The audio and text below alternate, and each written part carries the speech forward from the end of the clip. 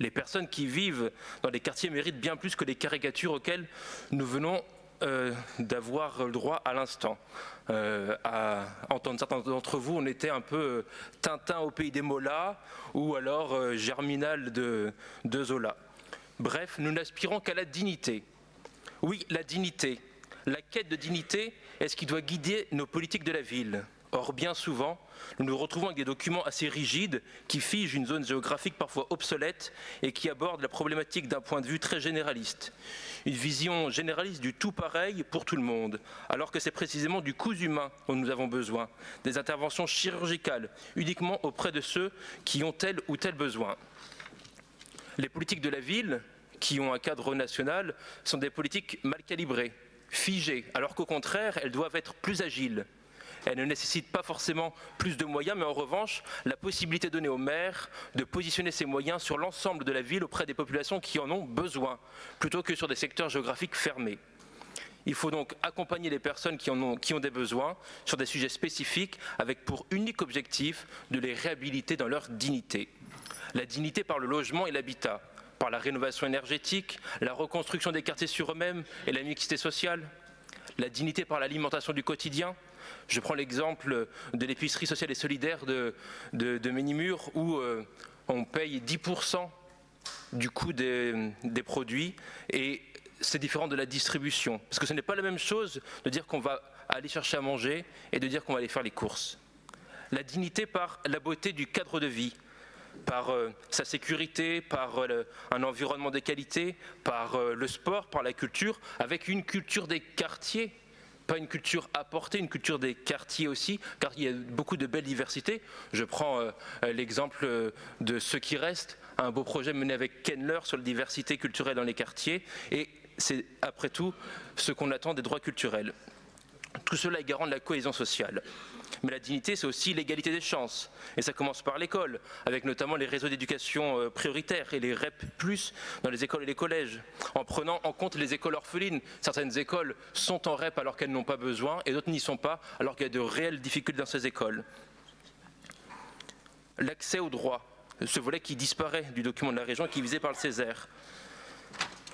Moi, j'ai eu la chance de vivre dans une famille aimante avec un cadre. Mes parents m'ont donné un cadre. J'ai eu la chance d'avoir de bons professeurs à l'école publique, puis au collège et au lycée privé. J'ai eu la chance d'avoir reçu un éveil culturel à l'école et au centre social. J'ai eu la chance de pouvoir apprendre le théâtre et la musique à l'antenne de Ménimur de conservatoire, possible grâce à la politique de quotients familiaux qui laisse un reste à charge très bas pour les familles les plus modestes. J'ai eu la chance de vivre chez mes parents dans un logement social qui a bénéficié du programme En Rue en 2010 avec une rénovation énergétique et une amélioration des logements qui ont fait que c'était agréable de vivre au 5e étage de mon immeuble avec mes nombreux voisins.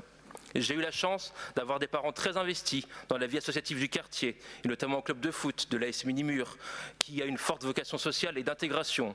Pour l'anecdote, j'ai même été entraîneur de foot pour les débutants, les 6-8 ans. Parce qu'au-delà de 8 ans, ils étaient plus forts que moi, donc il fallait que je passe la main.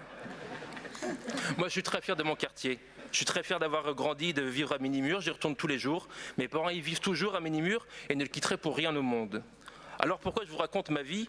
Ne vous inquiétez pas, je ne vous confonds pas avec mon journal intime. Tout ça pour vous dire qu'il y a de très belles histoires de vie dans les quartiers dits de la politique de la ville. Tout ça pour vous dire que pour moi l'ascenseur social, il a fonctionné et qu'il doit fonctionner pour tout le monde.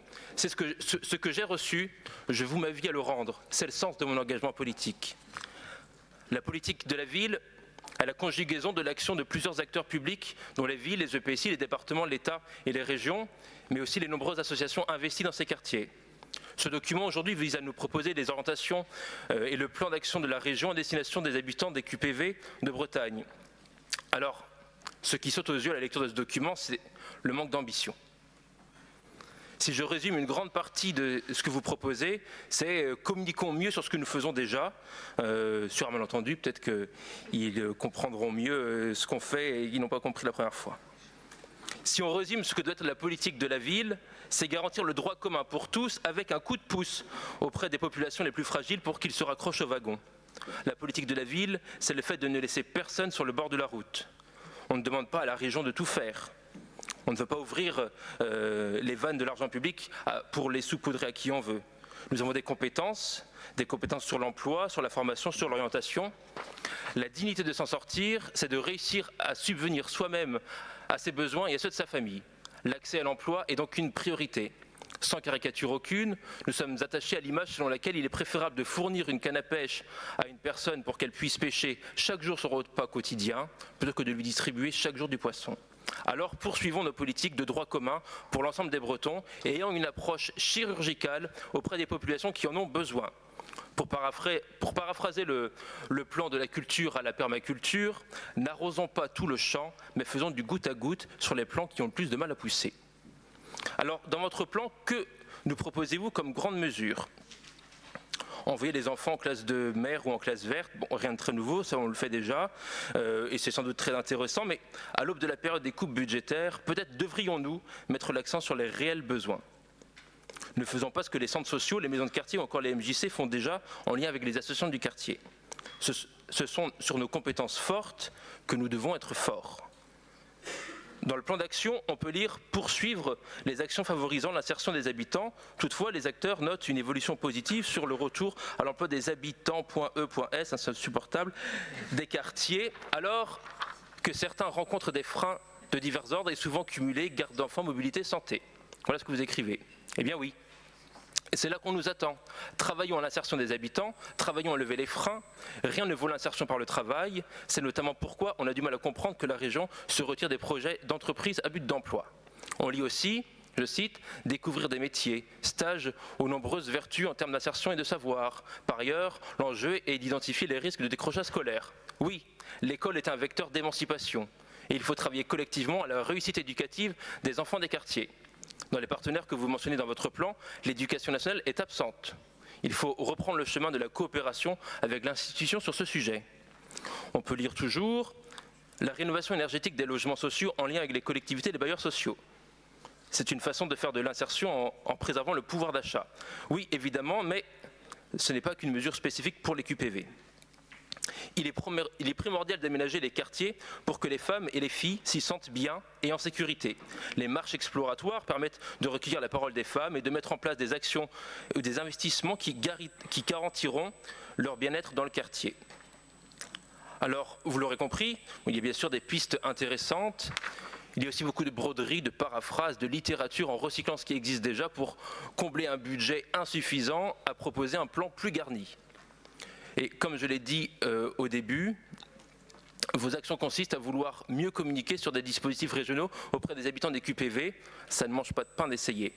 Alors, si le budget restreint est le cadre, assumons-le. Ne nous éparpillons pas et soyons chirurgicaux dans nos actions avec pour seul objectif de restaurer et de conserver la dignité des hommes, des femmes et des enfants qui vivent dans ces jolis petits coins de Bretagne.